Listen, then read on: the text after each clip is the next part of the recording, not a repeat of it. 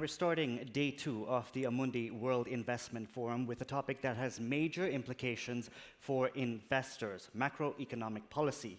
But before we dive in, a short video to set the scene.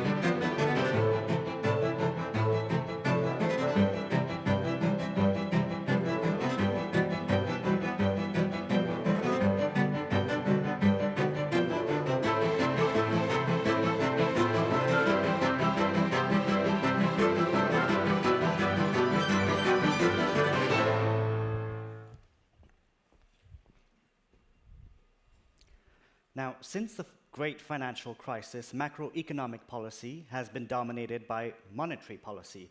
However, the macroeconomic picture looks very different since the start of the COVID-19 pandemic, with fiscal policy resuming a central role. To discuss this topic, I'm pleased to welcome celebrated economist known worldwide for his work on market bubbles and expertise on labor markets, Olivier Blanchard, Senior Fellow at the Peterson Institute for International Economics, and joining him for a conversation is Pascal Blanqué, Chairman of the Amundi Institute. Gentlemen, welcome.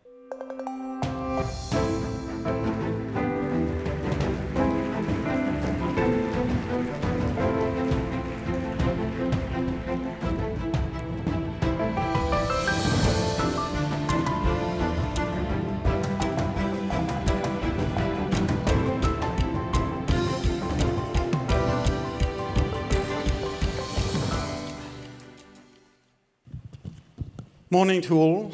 Morning, Olivier. So, Olivier, you are a senior fellow at the Peterson Institute, prominent think tank, professor at MIT, founding editor of the American Economic Journal, a French citizen with a strong US DNA, having spent most of your professional life in the US, and an academic close to practitioners, a practitioner yourself as chief economist of the IMF some time ago. Your research areas are numerous: bubbles, GFC, labor market, and employment inequality. But you are a leading voice on the rethinking of fiscal policy. You have, by the way, a forthcoming book, Fiscal Policy Under Low Interest Rates. And obviously, it's a timely topic, as fiscal policy has shifted to the center of macro policy. Olivier is not a MMT proponent, modern monetary theory.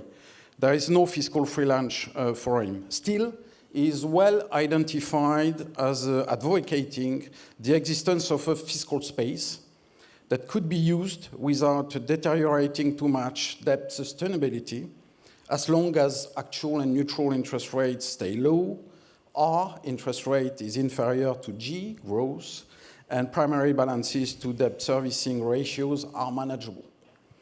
Needless to say, Olivier, this proposition has come under challenges. Debt is high, inflation and rates supposed to stay low forever are up. There are bubbles around in asset prices, threatening or deviating from fundamentals, the famous sunspot equilibria. Monetary policy has run its course, and our societies are faced with obvious critical needs to invest, renewing tangible physical capital and adding new capital in relation to a new set of common goods in relation to energy transition, social topics, but also strategic autonomies, in particular in Europe. On top of this, there is no one-size-fits-all in this fragmented puzzle of interest rates and debt trajectories. There are trade-offs, and there is arguably some price to pay for fiscal action. So let's start actually with the policy mix challenges. To put it very simply, investors sitting with us today, you are faced with what I call the end of the great coincidence, a cooperative, accommodative policy mix in a context of crisis, low inflation, low rates. Monetary policies have turned the corner, and the bulk of the fiscal boost is behind us. So for investors, for you, the question is what will happen to the articulation, the combination of monetary policy and budgetary policies, cooperative or not. At both ends of the spectrum, you've got two scenarios. To put it very simply, full normalization of monetary policy with no additional fiscal stimulus, not to mention consolidation. On the other end of the spectrum, cooperative, accommodative mix in a 70s type of style. In between, you've got various degrees of combination.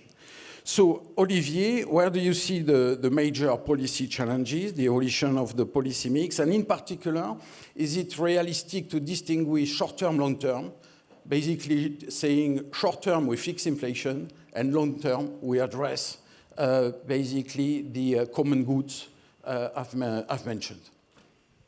Well, first, thank you for inviting me. I think it is essential indeed to separate between the short run and the longer run. I wrote the book because over the last 35 years, there has been a steady decrease in real interest rates adjusted for inflation. And this has been a very steady decline, and it has been a very wide decline. It has happened first in Japan and then in Europe and the US. And I looked into it, and I concluded that the factors behind this were not one-off. There were deep factors which basically led to large saving and insufficient investment, which would justify low rates. So I wrote the book on the assumption that looking forward, these deep factors would not turn around, and we would probably be on average in a world of very low interest rates. Now I'm clearly faced with an obvious question, which is, well, your book may be a nice history book, but is it more? And I think that's where it's very important to understand, at least to understand the inflation part of the story, which is that for various reasons, partly actually the misuse of fiscal policy in the US, the world is now exposed to higher inflation, and the central banks are not going to let it happen. And so for a while, it's obvious that nominal interest rates and real interest rates are going to be higher. I think they are going to be substantially higher in the US and possibly less so in Europe. So I think what we're going to see is what I think of as a bump for the next 2 or 3 years. The behavior of interest rates is going to be determined much more not by these deep factors, but by the need for central banks to actually slow the machine and get inflation under control. So my way of thinking about the future, which is what investors care about, is that we're going to have a bump. We're going to have higher real interest rates for some time. And then I think the deep factors which were there before are still going to reappear. So if you ask me where we are in 5 or 10 years, I think we're still likely to be in a world of low real interest rates, with the implications which we can discuss. What about nominal rates? I have a sense that central banks will want to go back to low inflation, whether they want to go back to 2%, as they wanted before, or when we come down, will they want to stop at 3%, say, is a possibility. But the implication of this is we'll have low real interest rates, relatively low inflation, therefore relatively low nominal rates. And so I think that what we've seen in the past, which is the limits on monetary policy to actually decrease rates when it needs to, will come back. So we're in a transition phase, but my best guess is we return to something in terms of interest rates, something like what we had before the COVID crisis. So not a permanent change, just a... And on the articulation of fiscal policy and monetary policy moving forward? Well, there are various issues here. I mean, clearly what we saw before the COVID crisis was that when the interest rate, the nominal interest rate is equal to zero or a bit negative, then monetary policy cannot do anything. And therefore fiscal policy has to do the job if the economy needs to be sustained. So we may return to something maybe not that extreme, but it's clear that fiscal policy, if the rates in the future after the bump go back to low levels, then the room for monetary policy to act will remain small and fiscal policy will have to play more of a role. Now, the other thing to say is that in the short run, the fight against inflation by the central banks will probably lead to higher interest rates. And I don't think they are going to be gigantic, but positive real rates. So that for a while, financing the deficit will be, or financing the debt service, will be a bit tougher. If I'm right that this is more a bump than a permanent state, that's something that states can afford. So in this context, if, for example, we need to help people who drive a lot suffer less from the increase in gas prices, and we think it would be good to give them subsidies or transfers, I think that's something we can afford to do. It will, slow down the decrease in debt, but not be catastrophic. Turning now to inflation and monetary policy, there are at least four elements, right or wrong, keeping you investors awake at night.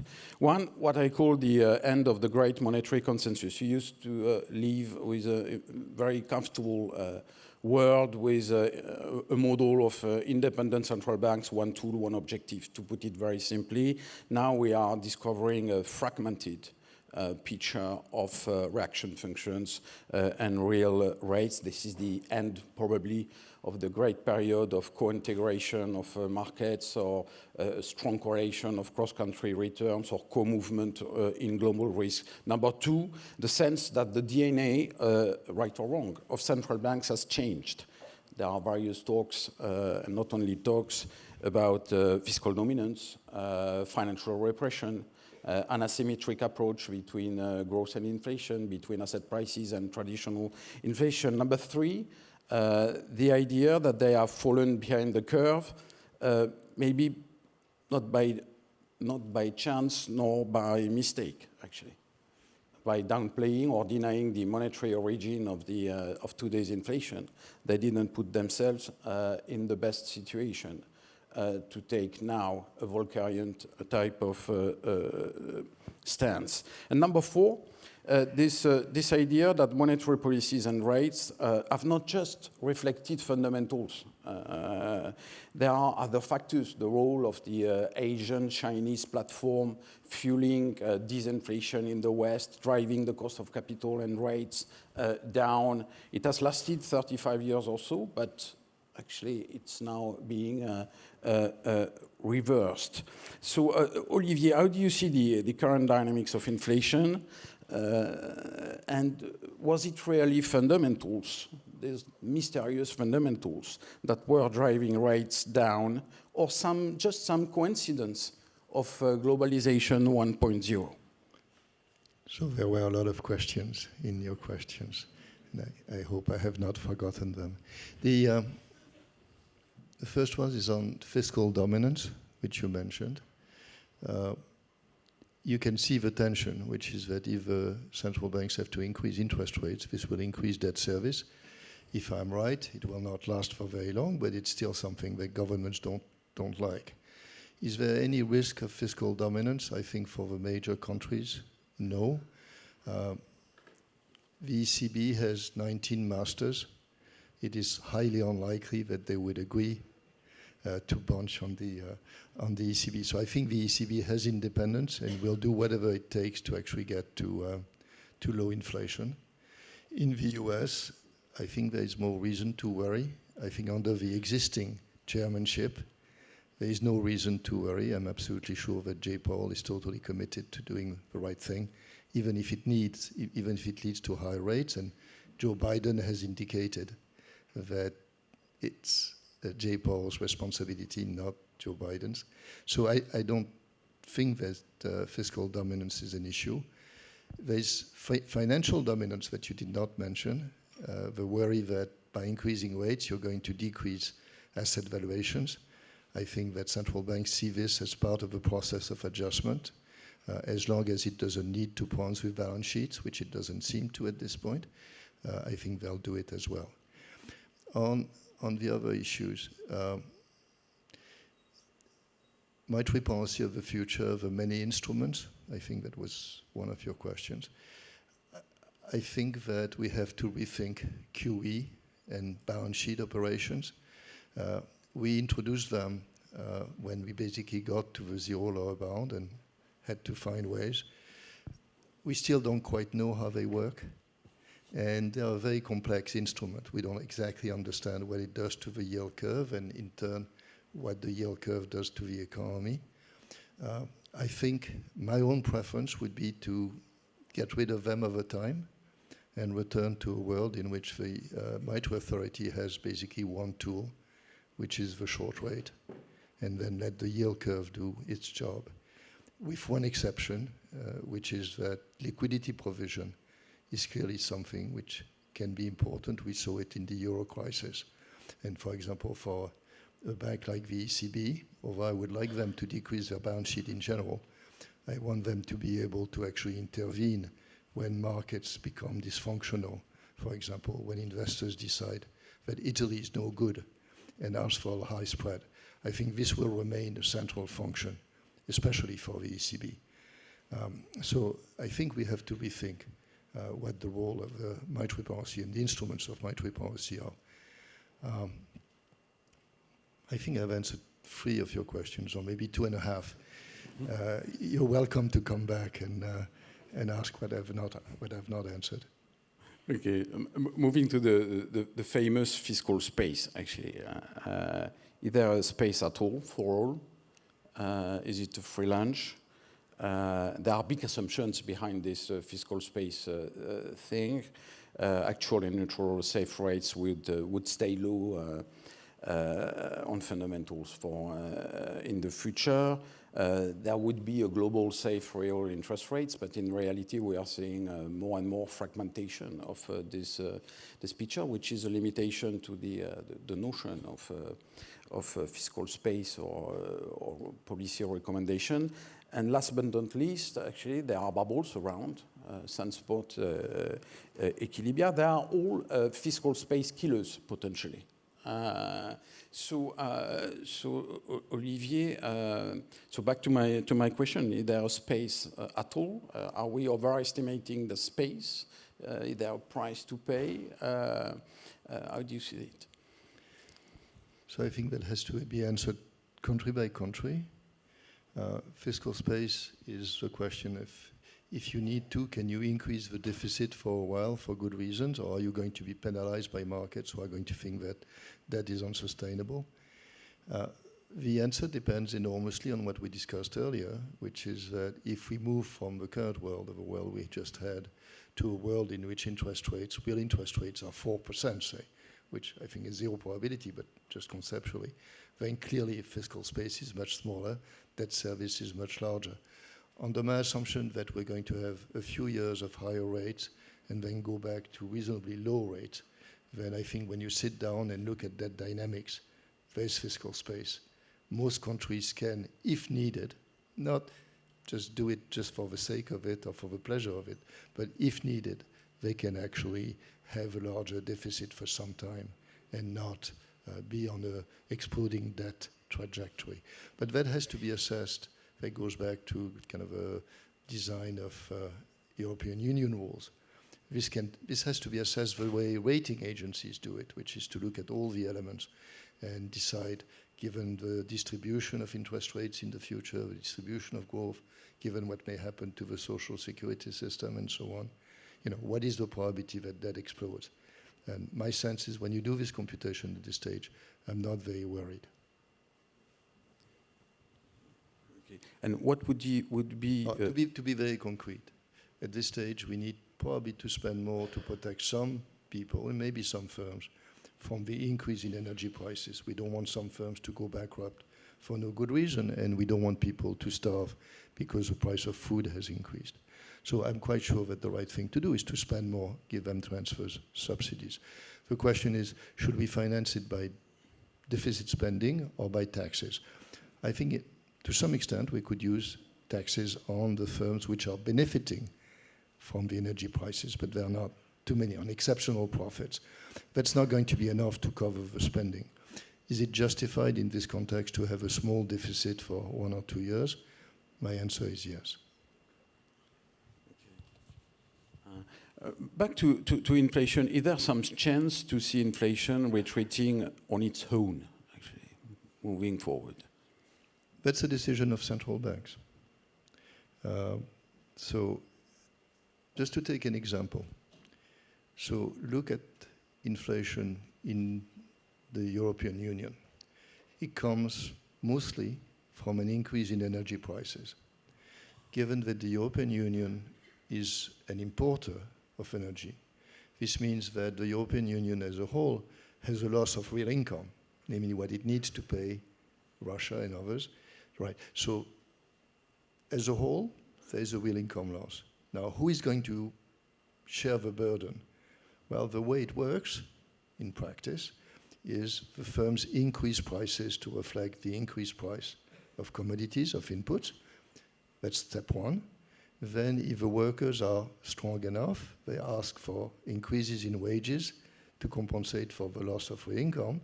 Then the firms say, well, we have increased wages, we have to increase prices. And if you don't do anything about this, then inflation goes on forever. It's basically a distributional conflict, which doesn't resolve itself. Everybody tries to get, the next step and the next step and the next step. So it is, to go back to your question, it is what can happen. The central bank can say, well, that's the way it is, and then just let inflation go. Or it can actually stop inflation by basically tightening monetary policy, slowing the economy down, and forcing firms and workers to accept the loss. So the point of this is central banks are in charge of inflation. They may screw up, and they did. And this is where we are. But in general, central banks over 10 years have complete control of inflation, no matter what happens to the real economy, no matter what happens to productivity growth, no matter what happens to the price of Chinese goods. They just adjust the rate so as to basically get inflation on target. Now, as we've learned, sometimes they don't succeed, but that's what they try to do. And so whatever you tell me about the future, lower productivity growth, higher productivity growth, China going one way or the other, green investment being bigger, I think in my book has no implication for inflation over the next 10 years or 20 years. Regarding when I say this, I realize I'm talking like a monetarist, which is in the end, I think inflation is really something that central banks are in charge of. Yeah. And why did they miss the point, actually? Why have they fallen behind the curve? Who has? The central banks. Why did they fall behind the curve? It's a very interesting story. So again, the current inflation that the US has and has been imported through commodity prices in Europe goes back to the very large fiscal packages, first from the Trump administration, but especially from the Biden administration in February of 2021. That's what created the overheating. So the first question is, why didn't the Fed react at that time? I think the Fed just did not realize how big the fiscal package was. And then when they started doing studies of what this implied, in one interview I've said they drank the Kool-Aid. They basically convinced themselves that the so-called Phillips curve, which is a relation between activity and inflation, was very, very flat. And we could have overheating for the US economy and not have inflation. They based this on the previous 30 years of data, which was a very quiet times and therefore not reliable for these times. And so they said, well, we're going to have overheating. That's actually a good thing because it's going to allow some of the marginal workers to reintegrate the workforce, and that's good. Sometime in the middle of 21, I think that J. Powell in particular realized that staff had not been right. And since then, he has basically moved in the direction of having tighter and tighter monetary policy. But I think the point is, it's important to understand that he has done this. He could have, on July 2021, we could have said, we've completely screwed up, and I now need to increase rates by 5%, right? If he had done that, I suspect that there would have been a bit of chaos in financial markets. So I think his constrained optimization for him at this stage is to get where he wants to go, which is get rid of inflation, increase interest rates enough, but do it at a rate which is not going to scare markets too much. So I think each FOMC meeting scares market a little more, and he will keep going until he gets what he wants. Thank you, Olivier. Let me conclude with the following remarks. I think for investors, actually, I think that to put it very simply, we've got two main roads ahead, the road back to the future and the road back to the 70s, to put it very simply. Back to the future means that after all, fundamentals would be unchanged, and so would be risk premia and valuations at equilibrium. With a bit of luck, inflation would retreat on its own and no policy mistakes would be made. Low rates would sustain high valuations of risky assets at equilibrium. And the recent setbacks, by the way, could be seen as a more compelling buying opportunity than thought. Doesn't preclude diminishing returns moving forward in the future, but less than feared. This sounds like Goldilocks, but this is the road back to the future. The second school of thought is the road back to the 70s. We would see central banks erring on the benign neglect side of the equation with stimulative policy mixes, or more stimulative than we think today. We would see authorities buying time and nominal growth, just like in the 70s, and inflation would stay high, actually, or higher than we think. Nominal rates would creep up, less so real rates, at least in the first sequence. Risk premia and valuation, this is important, would have to adjust to new equilibria for a more inflationary regime. Ps, for example, we should reason looking at the average, for example, of Ps between 73 and 81. And this is another reading of the recent setbacks. They are incomplete in this second option.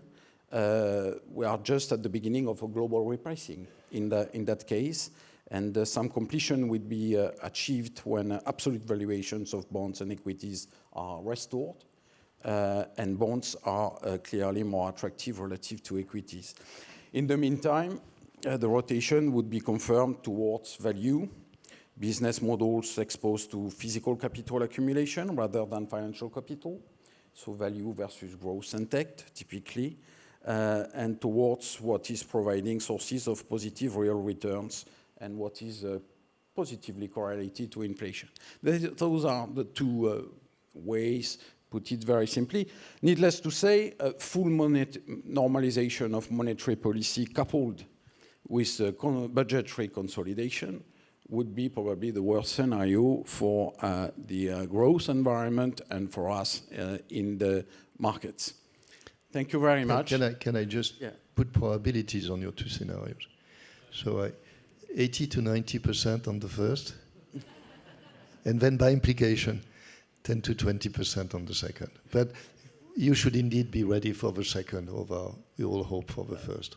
Thank you, Olivier. You know my inclination for the second option. Thank you to all.